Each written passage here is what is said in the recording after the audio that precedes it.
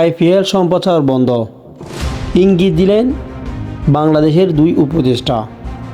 মুস্তাফিজুর রহমানকে IPL fantasy Kolkata night Riders থেকে বাদ দেওয়ার ঘোষণায় ক্রিকেটের সম্পর্কের অবনতি হতে যাচ্ছে বাংলাদেশ ও ভারতের মধ্যে। যা নিয়ে প্রতিক্রিয়া দেখা দিচ্ছেন টাইগার ক্রিকেট ভক্তদের, যেখানে ভারতের মাটিতে বিশ্বকাপ অংশগ্রহণ না করার পাশাপাশি আইপিএলের বয়কটেরও ডাক দিয়েছেন কেউ কেউ। অন্যদিকে আইপিএল সম্প্রচার বন্ধের ইঙ্গিত দিলেন অন্তর্বর্তী সরকারের দুই উপদেষ্টা।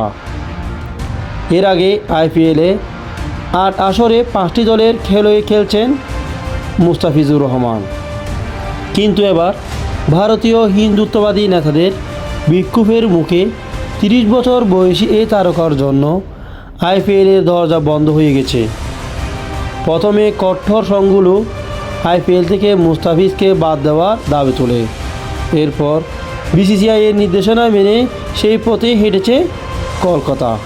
যদিও তারা এবারে প্রথম বাংলাদেশি এই তারকাকে ৯,২০,০০,০০০ রুপিতে কিনেছেন তাই নয়।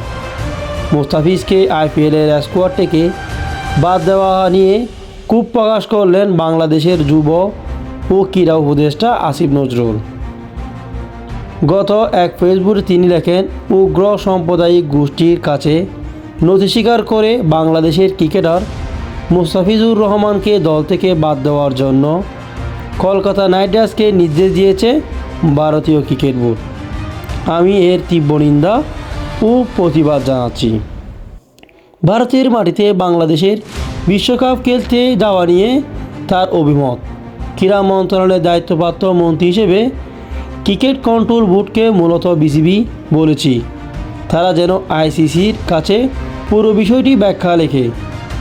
বোর্ড যেন জানিয়ে দেয় সেখানে বাংলাদেশের একজন ক্রিকেটার চুক্তিবদ্ধ হওয়া সত্ত্বেও ভারতে ক্রিকেট খেলতে পারে না, সেখানে বাংলাদেশের গোটা ক্রিকেট টিম বিশ্বকাপ খেলতে যাওয়া নিরাপদ মনে করে না বাংলাদেশ ক্রিকেট বোর্ড।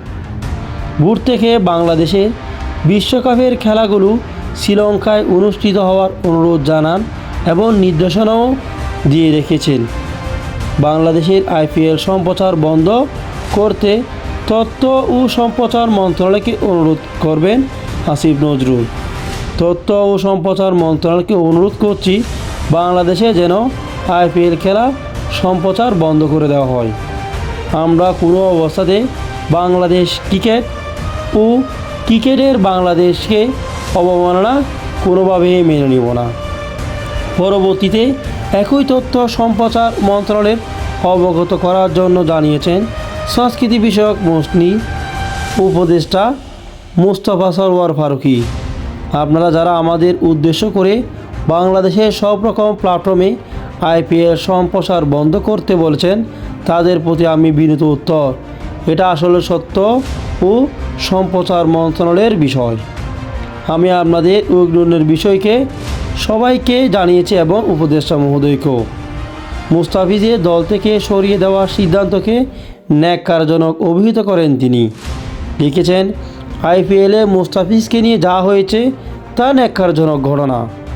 এর মাধ্যমে বাংলাদেশের নাগরিকের ঘৃণার রাজনীতি দেখতে পেয়েছেন এবং ব্যথিত হয়েছেন। আপনারা জানেন, গত কিছুদিন ধরে ভারতের সংখ্যালঘু মানুষের উপর নির্যাতনের বিষয়ে বাংলাদেশের পররাষ্ট্র মন্ত্রণালয় এর মধ্যে উদ্বিগ্ন জানিয়েছে। এই ঘটনায় একই মুভির দ্বারা প্রবাহিত কিনা সেটা সংশ্লিষ্ট মহল খতিয়ে দেখবে। ভবিষ্যতে আমাদের ক্রিকেট বা ফুটবল টিম সেখানে কতটা নিরাপদ সেটাও আমরা দেখব। এটা এখন দেখব আমরা আমাদের নিশ্চিত বিষয়। তবে বাংলাদেশের আইপিএল সম্প্রচার বন্ধের জন্য আমরা ইঙ্গিত দিয়ে রেখেছি।